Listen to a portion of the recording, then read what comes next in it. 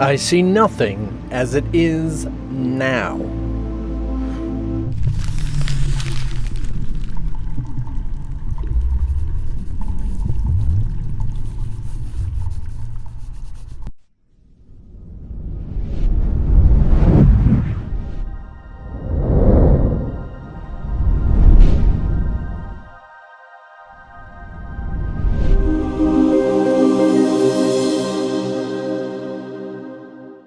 As stated, of course, this can be an intense concept for a lot of people that are new to this idea, recognizing that essentially if you only see the past, you don't actually see anything at all. As a little bit discussed in the last one, just like your thoughts and the whole condition of recognizing that this stuff is actually true, you are also discovering that your reality is not what you think it is. So it's pretty amazing as you're going on this journey. What are we on, lesson 9? Yeah, that's pretty intense to already be moving in here. But hopefully you're starting to recognize that your mind has been misunderstanding what is occurring in your life and what you've been participating in. You have perfectly been thinking just fine to maintain the life that you have. This is not about that. Remember, this is actually about how to have divine revelation. This is about divine experience, coming to know God, okay? To whatever extent, to whatever definition you'd like to put on that, makes no difference.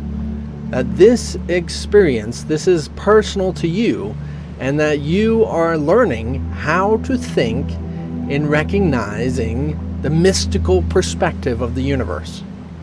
You're learning how to think like a mystic. This is something natural that has come to me. It's been around my entire life before A Course in Miracles. I didn't realize that people thought differently. This type of a course, this beautiful, wonderful A Course in Miracles, is here to teach you and to show you that if you have been in the worldly perspective and insisting that this is all that's real, that you can discover experiences, if you do it properly, outside of what your mind's capable of comprehending. Because you do exist outside of your mind. Now we just want to recognize what that is. So it's very difficult for the mind that is associating itself to the body and the persons and the world and the images to recognize that there's other experiences. Sure, you might have had religious practices that tell you that there's a spiritual universe, that there's spirits around, but it's all just according to when they die, and opposed to actually experiencing it yourself, seeing and feeling it and discovering it. It's difficult when you've been in a world in association to images and physical construct. It's next to impossible to actually discover anything else. All you can explore is what you know, what you think of, and therefore project outward into your physical construct.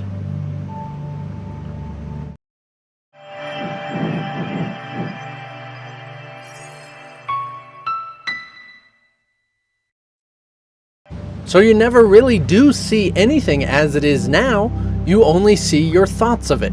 You only see what your mind is processing and what it's choosing to believe is real.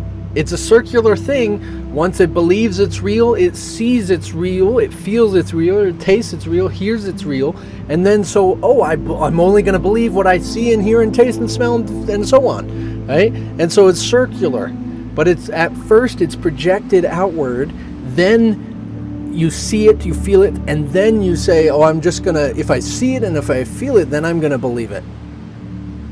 It doesn't work right like that. You're not gonna get out of that circle.